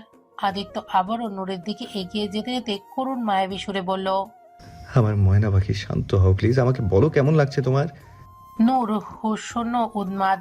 সে আবারও টেবিলের ওপরে সেরামিটের প্লেট বাটি উঠিয়ে আদিত্যের দিকে ছুঁড়ে মারল। সেই সব আদিত্যের গায়ে লেগে জায়গায় কেটে রক্ত বের হচ্ছে। তবু আদিত্য সেই সব মালুম না করে নূরকে সামলানোর প্রয়াস করছে। নূর আশেপাশে কাচের টুকরোই তার পায়ে গেঁথে যাওয়ার থেকে বাঁচানোর চেষ্টা করছে। কিছুক্ষণ পর বিয়ানো এসে উপস্থিত হলো সেখানে। এসব দেখে সেও ঘাবড়ে গেল। দৌড়ে গিয়ে আদিত্যকে ধরে সরিয়ে নিয়ে আসতে চাইল, কিন্তু আদিত্য যাবে না। সে নিজেকে ছাড়ানোর চেষ্টা করে বলল, বিয়ান ছাড়। আমার অ্যাঞ্জেল দেখো কেমন করছে। আমার অ্যাঞ্জেলকে দেখতে দে, ওর কিছু হয়ে যাবে। বিহান আদিত্যকে আটকে রাখার চেষ্টা করে বলল, আদি শান্ত হ। এখন ভাবির মাথা ঠিক নাই। এখন সামনে গেলে তোরে কিছু কইরা বসবো। আমি ডক্টরের খবর দিতেছি, হে আয়সা দেখবো। করলে করবে, তুই ছাড় আমাকে। ওর কিছু হয়ে গেলে আমি তখন কি করব? আদিত্য জোর খাটিয়ে বিহানের কাছ থেকে নিজেকে ছাড়িয়ে নিল। আবারও ছুটে গেল নূরের কাছে। এবার নূরকে ধরে সে শক্ত করে জাপটে ধরল বুকের মাঝে। নূর বিক্ষিপ্ত হয়ে হাত পা ছুটছে আর গোঙাচ্ছে। আদিত্য সর্বশক্তি দিয়ে চেপে ধরে রাখলো বুকের মাঝে। নূরকে শান্ত করার উদ্দেশ্যে বলল, কিচ্ছু হয়নি, কিচ্ছু হয়নি, সব ঠিক হয়ে যাবে সোনা পাখি। এই যে আমি আছি না। নূর কিছুতেই নরম হচ্ছে না। এক পর্যায়ে সে আদিত্যের বুকে সেদিনের মতোই কামড়ে ধরল সজোরে। আদিত্য সয়ে গেল দাঁতের চাপ। এক সময় আবারও জ্ঞান হারিয়ে ফেলল নূর। আদিত্যের হৃদস্পন্দন থেমে গেল যেন। নূরকে কোলে নিয়ে দ্রুত রুমে নিয়ে গেল সে। বিহান ততক্ষণে ডক্টরকে ফোন করে দিয়েছে আসতে। দূর থেকে এসব দেখে শয়তানি হাসল ঝুমুর। মাত্র তো শুরু হলো, দেখি কতদিন এই পাগলির পাগলামি সহ্য করতে পারেন। একদিন অতিষ্ঠ হয়ে নিজে এই পাগলিকে ছুঁড়ে ফেলে দিবেন নিজের জীবন থেকে, তখন সব কিছু শুধু আমার হবে। অচেতন নূর বিছানায় শুয়ে আছে। পাশেই তার হাত মুঠোয় জড়িয়ে নিয়ে বসে আছে বিমর্ষ আদিত্য। ডক্টর মাত্রই দেখে গেছে নূরকে, বলেছে হয়তো কোনো বিষয় নিয়ে ভয় পেয়ে নূরের এমন হাইপার হয়ে গেছে। ইঞ্জেকশন দিয়ে গেছে, বলেছে জ্ঞান ফিরলে ঠিক হয়ে যাবে। আদিত্য তখন থেকেই এভাবেই নূরের হাত ধরে পাশে বসে। বিহান অনেক বলে কয়ে ডাক্তারকে দিয়ে আদিত্যের গায়ের ক্ষতগুলোতে ব্যান্ডেজ করিয়ে দিয়েছে, কিন্তু নিজের জন্য মোটেও কোনো উদ্বেগ নেই আদিত্যর। তার তো সকল উদ্বিগ্নতা কেবল তার এঞ্জেলকে নিয়ে। এই যে অচেতন নূর বেজানের মতো পড়ে আছে, এমন নূরকে দেখতে পারা আদিত্যের জন্য সবচেয়ে কষ্টকর অনুভূতি। তার হাস্যোজ্জ্বল প্রাণবন্ধ মাসুম পরীকে এভাবে দেখতে পারা যেন হাজারবার ছুরির আঘাতের চেয়েও বেশি যন্ত্রণাদায়ক তার জন্য। লাল হয়ে ওঠা ব্যথিত চোখে তাকিয়ে আছে নূরের ফ্যাকাশে মুখ পানে। হাতের মুঠোয় ধরে রাখা নূরের হাতটাতে চুমু খেল আদিত্য। নূরের মাথায় হাত বুলিয়ে করুণ অপরাধী সুরে বলল, আই সরি সোনা, আই এম রিয়েলি সরি। আমি খেয়াল রাখতে পারিনি আমার অ্যাঞ্জেলের। তোমার হিরোটা একদম ভালো না। প্লিজ চোখ খোলো। আই প্রমিস আর কখনো এমন কিছু হবে না। আমি আমার অ্যাঞ্জেলকে আর কখনো একা ছাড়বো না। প্লিজ জান, চোখ খুলে তাকাও। তোমাকে যেভাবে দেখতে পাচ্ছি না আমি। বলতে বলতে নূরের কপালের সাথে কপাল ঠেকিয়ে রইল আদিত্য। কিছুক্ষণ পর নূর ধীরে ধীরে চোখ মেলে তাকালো। চোখ মেলে তাকাতেই আদিত্যের মুখ থেকে দুর্বল স্বরে ডাকলো তাকে। হিরো। চকিত নজরে তড়িৎ গতিতে তাকালো নূরের পানে আদিত্য। নূরের জ্ঞান ফেরা দেখে যেন দেহে প্রাণ ফিরে এলো তার। ঠোঁটে ফুটলো অমূল্য রত্ন খুঁজে পাবার মতো হাসি। আদিত্য দুই হাতে নূরের মাথা মুখের হাত বোলাতে বোলাতে বলল, আমার অ্যাঞ্জেল চোখ খুলে তাকিয়েছে। তুমি ঠিক আছো অ্যাঞ্জেল? কেমন লাগছে এখন? কোনো কিছু হচ্ছে আর? নূর ওই চোখ পিট পিট করে তাকিয়ে বলল। হ্যাঁ হচ্ছে তো। আদিত্য উত্তেজিত হয়ে ভয়ার্ত কণ্ঠে বলল, কি হচ্ছে বলো আমাকে। ওই পায়ের কাছে শুধু চুলকাচ্ছে। আদিত্য চিন্তায় অস্থির, মুখটা তৎক্ষণাৎ স্থির হয়ে গেল ভ্যাবাচাকা খেয়ে। চিন্তার মাঝেও নূর মাসুম কথায় হেসে দিল আদিত্য। তারপর দুষ্টু সুরে বলল, আচ্ছা তাই? পা চুলকাচ্ছে? বলেই আদিত্য নূরের পায়ের তালুতে হাত বুলিয়ে সুরসুরি দিতে লাগলো। আর নূর হেসে কুটি কুটি হয়ে বিছানায় মশরামশরি করতে লাগলো। বাইরে থেকে এসব কিছু লুকিয়ে দেখলো ঝুমুর। দেখে রাগ হলো ভীষণ পরিমাণে। এত কিছুর পরও এদের হাসাহাসি সহ্য হচ্ছে না তার। এই আদিত্য কি দিয়ে তৈরি? এত কিছু হয়ে গেল তো বিরক্ত হয় না? তবে আমিও ছাড়ার পাচ্ছি নই। দেখি কতক্ষণ সহ্য করতে পারেন এসব।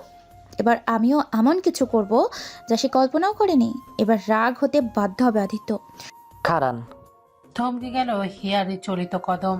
গার্মেন্টস থেকে ফিরছিল সে। হঠাৎই বিহানের ডাকে বুক কেঁপে উঠল সহসায়। ক্ষণিকের জন্য দাঁড়িয়ে গেলেও পরপরই আবারও দ্রুত কদম বাড়ালো সে। তবে বেশি দূর অগ্রসর হতে পারল না। সামনে এসে দাঁড়ালো বিহান। হিয়া একটুর জন্য ধাক্কা খেতে খেতে বাঁচল তার সাথে। হিয়া বিহানের পাশ কাটিয়ে আবারও চলে যাওয়ার প্রচেষ্টা করলো। এই পর্যায়ে বিহান হাত ধরে ফেলল তার। গম্ভীর স্বরে বলল, পালাইতাছেন? কালকে যেমনই পালাইতাছিলেন। হিয়া বিহানের দিকে না তাকিয়েই চাপা স্বরে বলল, ছাড়ুন, আমরা রাস্তায়, লোকজন দেখবে। বিহানের যেন রাগ হলো খুব করে। সে হিয়ার হাত টেনে ওকে নিয়ে রাস্তার পাশে এক দোকানের আড়ালে নিয়ে এলো। হিয়া নিজেকে ছাড়ানোর চেষ্টা করে পেরে উঠল না। বিহান হিয়ার হ্যাচকা টানে নিজের সামনাসামনি এনে দাঁড় করিয়ে বলল, এখন কন, কেউ দেখতেছে না? কন, কাল আহেন না কেলা? আমি তো আমার কথা আর রাখছিলাম। দি করবার লাগা খুশি মনে আইসা বৈশা আসিলাম। আপনি কেন আইলেন না? কেন করলেন আমার লগে এমন? হিয়া ভীরু নজরে এদিক ওদিক তাকিয়ে বলল, আমার ইচ্ছে হয়নি তাই আসিনি। আপনাকে কৈফিয়ত দিতে বাধ্য নই আমি। বিহান এবার হিয়ার দুই ভাও শক্ত করে চেপে ধরে বলল, অবশ্যই বাধ্য। আপনি তো কইছিলেন সাহস থাকলে বিয়ে কইরা দেখান। আমি তো আপনার কথাই রাখছিলাম। তাহলে আইলেন না কেলা? এটার জবাব আপনাকে দিতেই হইব। জানেন জীবনের প্রথম কত খুশি হয়েছিলাম আমি। ভাবতেছিলাম কত সহজে মনের মানুষ পাইয়া গেলাম। তো ভালোবাসা ফেলছিলাম আপনারে, আপনার সাথে অনাগত ভবিষ্যৎ দেখতেছিলাম। কেন করলেন আমার লগে এমন? কি সমস্যা হেডা আপনারে কইতে হইব। হিয়া চকিত নজরে তাকালো বিহানের পানে, কিঞ্চিত তাচ্ছিল্য হাসি টেনে বলল, ভালোবাসা? এত সহজ ভালোবাসা? জানেনই বা কি আমার সম্পর্কে আপনি? এখনো পর্যন্ত তো চেহারাই দেখলেন না। আর বিয়ে কোনো ছেলে খেলা না, যখন খুশি তখন হুট করে বিয়ে করে ফেললাম। মজা চলছে কোনো? মজা তো আপনি করতেছেন আমার লগে। আপনার কথা মতো শাদি করবার চাইছিলাম। তাহলে আপনি আহিন নাই কেলা? কোন কারণে আহিন নাই সেটা জানার অধিকার আছে আমার। কারণ আমি বিয়ে করতে চাই না। জানেনই বা কি আমার সম্পর্কে আপনি? যখন আমার সত্যি জানবেন তখন এই বিয়ের ভূত পালাবে। জানেন আমার উপর কত দায়িত্ব আছে? বুড়ো মা বাবার ভরণ পোষণের দায়িত্ব, বাবার অসুখের চিকিৎসা করানোর দায়িত্ব, আর হার্টের অপারেশন করানো লাগবে সেটার দায়িত্ব। এসব দায়িত্ব থেকে হাত ছেড়ে আমি বিয়ে করে সংসার করব? তাদের কে দেখবে তখন? আমি ছাড়া তাদের আর কেউ নেই। এই যে আমাকে ভালোবাসা, বিয়ের কথা বলছেন, সেটা তো শুধু আমাতেই সীমাবদ্ধ, তাই না? তারপর আমার মা বাবার কি হবে? কে দেখবে তাদের? আপনি কি নিতে পারবেন তাদের দায়িত্ব? আমার সাথে সাথে তাদের বোঝা বইতে পারবেন আপনি? জানি পারবেন না, এটাই স্বাভাবিক। তাই প্লিজ আমাকে বিয়ে করার চিন্তা ঝেড়ে ফেলুন। আমি আমার মা বাবাকে একা ছাড়তে পারবো না। বিহান এই পর্যায়ে হিয়ার হাত ছেড়ে দিল আলগোছে। তারপর হঠাৎ হাসা শুরু করলো। আস্তে আস্তে হাসার শব্দ করে একসময় উচ্চস্বরে হাসতে লাগলো সে। বিহানের এমন হাসা দেখে হিয়া ভুরকুচকে বলল, পাগল হয়ে গেলেন নাকি? এভাবে হাসছেন কেন? বিহান কোনো রকমে হাসা বন্ধ করে বলল, আচ্ছা কান কথা কন্ত, ধরেন আপনি 3 দিন ধরে না খায়া আছেন। এই মুহূর্তে একটা শুকনা রুটি চাওয়া আপনার। এখানে যদি রুটির সহ নে বিরিয়ানি, মাংস, অনেক খাবার আপনার সামনে দিয়া কয় তোমাকে এইসব খাবার দিতে পারি, এখন আপনার কেমন লাগবো? আপনার কথাও ঠিক এমনই লাগতেছে আমার কাছে। মানে? বিহান হিয়ার চোখে চোখ রেখে বলল, হিয়া, আমি অনাথ।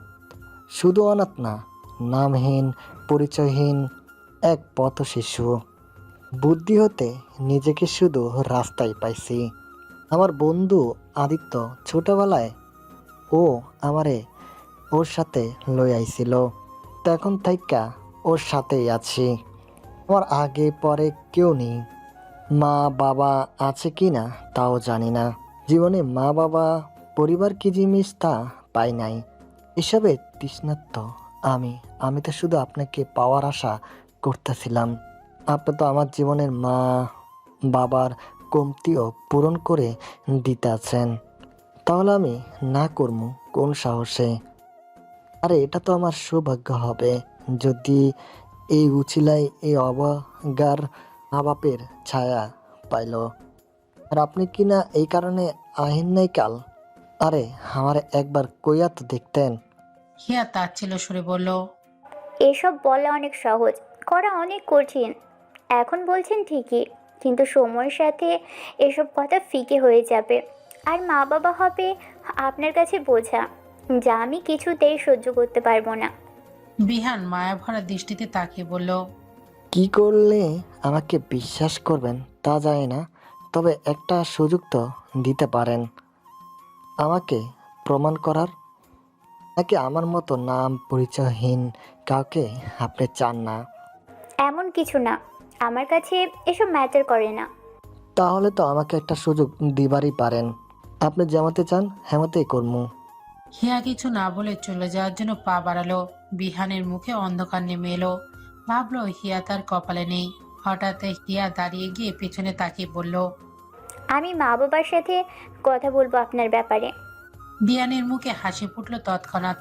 নিজেকে একটু সামনে নিয়ে হিয়ার কাছে এগিয়ে গিয়ে আমতা আমতা সুরে বলল, আপনার নাম্বারটা না মানে মা বাবা কি জানালো সেটা ফোন দিয়ে জানাতে। আচ্ছা আমার নাম্বার নিয়ে যান, এই নাম্বারে ফোন দিয়েন। হিয়ার নাম্বারটা নিয়ে আবারও যাওয়ার জন্য ঘুরে দাঁড়ালো। বিহানের আলগোচে হাসি ফুটল তার মুখেও। নূর তার রুমে বসে খেলনা দিয়ে খেলছিল। আদিত্য অফিসে এই সময়। তখনই ঝুমুর এসে বসলো নূরের পাশে। প্রথমে তার সাথে খেলার ছলে একটু ভালো করে খাতির জমালো, তারপর কথায় কথায় বলল, আচ্ছা আপু, তোমার হিরো তো সত্যি একদম নায়কের মতো, তাই না? নূর হাসি মুখে বলল, হ্যাঁ, তা তো ঠিকই। আমার হিরো একদম নায়কদের মতো। তাহলে তো তোমাকেও নায়িকা হতে হবে আপু, না হলে হিরোর সাথে তোমাকে মানাবে না, আর হিরোও তোমাকে তখন আর পছন্দ করবে না, ভালোবাসবে না। নূরের মুখে আদার ছেয়ে গেল। চিন্তাগ্রস্ত হয়ে বলল, তাই হিরো আমায় পছন্দ করবে না? হুম, একদম না। নূরের মুখটা কাঁদো কাঁদো হয়ে গেল। ঠোঁট উল্টে সে বলল, না না, হিরো পছন্দ না করলে নূরের অনেক কান্না পাবে। হিরোকে অপছন্দ করতে দেব না আমি। চিন্তা করো না, আমি আছি না, আমি তোমাকে শেখাবো কিভাবে হিরোর পছন্দ মতো হতে হয়। নূর খুশি হয়ে বলল, সত্যি তুই আমায় সাহায্য করবি? করবো তো, তুমি আমার বোন না, তোমাকে সাহায্য করবো না তো কাকে করব? তবে একটা শর্ত আছে, আমি যে তোমাকে এসব শিখিয়ে দিচ্ছি, তুমি কিন্তু এসব কাউকে বলবে না, তাহলে কিন্তু আর সাহায্য করবো না। আচ্ছা, কাউকে বলবো না। ওয়াদা? ওয়াদা। শয়তানি হাসি রেখা ফুটে ঝুমুরের ঠোঁটে। অতঃপর সে বলল, শোনো, হিরোর সাথে মানানসই হতে হলে তোমাকেও নায়িকার মতো হতে হবে। ঝুমুর নূরকে শিখিয়ে দিল তাকে কি কি করতে হবে। অবুঝ নূর তা খুব ভালো করেই মেনে নিল। সময় তখন রাতের বেলা। আদিত্য, আবির, বিহান লিভিং রুমের সোফায় বসে কথা বলছে। বিহান হেয়ার সাথে হওয়া তার কনভারসেশন ব্যাপারে জানালো তো ওদেরকে। তা শুনে ওদের ভালো লাগলো। আবির মজার ছলে বলল, যা মামা, শেষমেশ এই রাম ছাগলের কপালে মাইয়া জুড়ে গেল, আর এক আমি ধৌথাপ সিঙ্গেল হয়ে যাচ্ছে। মিঙ্গল স্ট্যাটাস বেশিক্ষণ টিকে না, পুরো চায়নার প্রোডাক্ট মার্কা জীবন হয়ে গেছে। এই জীবন রেখে কি লাভ? মনটা যায় বিরিয়ানি খেয়ে জীবন দিয়ে দিই। বিহান ভুরু কুচকে বলল, বিরিয়ানি খাইয়া কেমতে জীবন যাইব হালা? আরে বিরিয়ানি খাওয়ার পর আমি জুস খাবো না? তো জুস খাইয়া মরবি? আরে না, তারপর তো আমি দই খাবো। তো হালা মরবিটা কখন? এই যে এত কিছু খাচ্ছি, এগুলো পচাতেও তো হবে। এত জলদি মরলে খাবারগুলো আটকে থাকবে, তাই না? এদের এসব আজগুবি কথায় আদিত্যের বরাবরের মতো স্মিত হাসলো। হঠাৎ ওদের কথার মাঝে এক অনাকাঙ্ক্ষিত কিছু ঘটলো, যার জন্য কেউ প্রস্তুত ছিল না ওরা। ওদের কথার মাঝেই ওখানে নূর এসে উপস্থিত হলো। তবে নূরকে দেখেই যেন আদিত্যের মাথা ঘুরে উঠল, কারণ নূর এই মুহূর্তে ভীষণ অশ্লীল ধরনের পোশাক পরে আছে। হাতা কাটা গেঞ্জি, যার দীর্ঘ এতই কম যে পেটের অংশ পুরোপুরি দৃশ্যমান, আর সাথে শার্টের জিন্স যা হাঁটু অনেক উপরে উঠে আছে। নূরের এমন অশালীল পোশাক দেখে আদিত্যের মাথায় তড়িৎ গতিতে আগুন ধরে গেল। অন্য পুরুষের সামনে তার বউ এমন খোলামেলা পোশাকে এসেছে তা ভাবতেই শরীরের প্রতিটা ইন্দ্রিয় বিস্ফোরিত হয়ে উঠল তার। রাগে হিতাহিতে বোধ শক্তি হ্রাস পাচ্ছে তার। আদিত্য ঝট করে উঠে দাঁড়িয়ে নূরের বাহু ধরে নিয়ে যেতে যেতে চোয়াল শক্ত করে দাঁতে দাঁত পিষে বলল, নূর, কি পড়েছো এসব? চলো এখান থেকে। বলেই আদিত্য নূরকে ওখান থেকে দ্রুত সরিয়ে নিয়ে যেতে চাইল, কিন্তু নূর যাবে না। আদিত্যের কাছ থেকে নিজেকে ছাড়িয়ে ফেলল। এদিকে নূরের এমন আবদার দেখে আবির আর বিহান চরম অস্বস্তিতে পড়ে গেল। না পারছে এখানে থাকতে, আর না পারছে উঠে যেতে। শুধু চোখ নামিয়ে মাটির দিকে তাকিয়ে আছে। বাসায় মেল সার্ভেন্টরাও কাজ করছিল। তারাও নূরকে এভাবে দেখে আদিত্যের ভয়ে চোখ নামিয়ে দ্রুত সরে গেল। আদিত্য নূরকে নিয়ে যেতে চাচ্ছে, কিন্তু নূর যাচ্ছে না কিছুতেই। উল্টে এসে আরো বেশি অযাচিত কিছু করে বসলো। নূর মিউজিক প্লেতে একটা আইটেম সং চালু করে সেই গানের তালে নাচতে লাগলো সবার সামনে। একে তো এমন পোশাক, তার উপরে এমন অশালীল গানে এভাবে নাচতে দেখে আদিত্যের রাগ এবার নিয়ন্ত্রণহীন হয়ে পড়ল। সে তীব্র রাগে নিজেকে আর কন্ট্রোল করতে পারল না। আদিত্য সব সহ্য করতে পারে, কিন্তু এভাবে অন্য পুরুষের সামনে নিজের স্ত্রীর অযাচিত কাজ সহ্য করতে পারছে না। এতটাই রাগ হচ্ছে যে সে ভুলে গেছে নূরের মানসিক অবস্থার কথা। বারবার চেষ্টা করেছে নূরকে নিয়ে যাওয়ার, কিন্তু নূর যাচ্ছে না, উল্টো এসব করে যাচ্ছে। শেষমেশে রাগে অগ্নিশর্মা হয়ে আদিত্য নূরের গালে ঠাস করে চর বসিয়ে দিল। তৎক্ষণাৎ গালে হাত দিয়ে ভয়ে জড়সড় হয়ে দাঁড়িয়ে গেল নূর। চোখে জমল নোনা জল। সে তো হিরোর কাছে পছন্দ হওয়ার জন্যই এসব করেছিল, যা ওকে ঝুমুর শিখে দিয়েছিল। তাহলে হিরো ওকে মারল কেন? তাহলে কি হিরোর ওকে পছন্দ হয়নি? এসব মনে করেই চোখের জলে টয়টম্বুর হয়ে গেল নূরের। আদিত্য উচ্চস্বরে ডাকলো জমিলাকে। দৌড়ে এলো জমিলা। আদিত্য তাকে বলল নূরকে নিয়ে গিয়ে ওর পোশাক ঠিক করে দিতে। জমিলা নিয়ে গেল নূরকে। আদিত্য এখনো কাঁপছে রাগে। রাগে পাশের কাচের ফুলদানিটা তুলে সজোরে আছাড় মেরে দিল। সামনে টি টেবিলটাও লাথি মেরে দিল। আবির বিহান তৎক্ষণাৎ এগিয়ে এসে ধরল তাকে। বিহান বলল, আদি শান্ত হ, তুই তো জানিস ভাবির মানসিক অবস্থা কেমন। এ কি ভালো মন্দ বোঝে? আবিরও বলল, হ্যাঁ রে, আদি নয় অবুজের মতো এসব করেছে, তাই বলে মারবি তুই? তখনই হুঁশ এলো আদিত্যর। সে কিভাবে ভুলে গেল তার এঞ্জেলটার স্বাভাবিক বুদ্ধি সম্পূর্ণ না। রাগের মাথায় সে তার মাসুম পরিটার গায়ে কিভাবে হাত তুলতে পারলো। নিজের এই হাতটাকে ভয়ানক শাস্তি দিতে মন চাচ্ছে। আদিত্য নিচে পড়ে থাকা ভাঙা ফুলদানি কাচের টুকরো হাতে তুলে সজোরে চেপে ধরল হাতের মাঝে। তৎক্ষণাৎ কাজ বিঁধে রক্তে ভিজে গেল হাত। বিহান হাবির ঘাবড়ে গিয়ে আদিত্যের হাত খোলার চেষ্টা করলো, কিন্তু আদিত্য খুলছে না। সে আজ এই অপরাধী হাতটাকে ভয়াবহ শাস্তি দিবে। আবির বিহান অনেক চেষ্টা করেও পারল না আদিত্যের সাথে। শেষে বিহান বলে উঠল, আদি কি করছিস তুই? ছাড় এসব, ভাবিরে গিয়া দেখ। আদিত্য এবার ছেড়ে দিল কাচের টুকরো। নূর, হ্যাঁ অ্যাঞ্জেল, অ্যাঞ্জেলটাকে আবারও কষ্ট দিয়ে ফেললাম। আমার যেতে হবে অ্যাঞ্জেলের কাছে। ভাবতেই আদিত্যের পাগলের মতো ছুটল নূরের কাছে। আদিত্য যেতেই আবির সন্ধিয়ান মুখ করে বলল, একটা জিনিস কিন্তু ভাবাচ্ছে আমাকে। ভাবে কিন্তু এসব আগে করেনি কখনো, তাহলে হঠাৎ এমন সব কাণ্ড কেন করছে? আবিরের কথায় বিয়ানেরও বিষয়টা কেমন খটকা লেগেছে। আসলেই তো, হঠাৎ এমন করার কারণ কি? অন্যদিকে দূর থেকে সব দেখে পৈশাসিক আনন্দ পাচ্ছে ঝুমুর। সে যা চেয়েছিল তেমনটাই হচ্ছে। একদিন এভাবে আদিত্য নিজের জীবন থেকে ছুড়ে মারবে নূরকে। আদিত্য পাগলের মতো ছুটে এলো রুমে। এসে দেখলো তার প্রাণ পাখিটা ফুপিয়ে ফুপিয়ে কাঁদছে জমিলাকে ধরে। জমিলা তার ড্রেস চেঞ্জ করে দিয়েছে। আদিত্য নূরের কাছে এগিয়ে যেতে নিলেই নূর তাকে দেখে ভয়ে জমিলার পেছনে লুকিয়ে পড়ল। আদিত্যের বুকের মাঝে মোচড় দিয়ে উঠল তা দেখে। তার এঞ্জেলটা তাকে আবারও ভয় পাচ্ছে, আবারও দূরে সরে যাচ্ছে তার কাছ থেকে। নিজেকে এখন খুন করে ফেলতে ইচ্ছে হচ্ছে তার। আদিত্য জমিলাকে চোখের ইশারায় চলে যেতে বলল। জমিলা যেতে চাইলে নূর তার আঁচল টেনে ধরল। জমিলা কোনো রকমে আঁচল ছাড়িয়ে নূরকে রেখে চলে গেল। আদিত্য করুণ অপরাধী চোখে তাকিয়ে নূরের কাছে যেতে নিলে নূর ভয়ে পিছিয়ে গিয়ে দুই হাত মুখের সামনে আড়াআড়ি ভাবে ধরে ভয়র্ত কণ্ঠে বলল,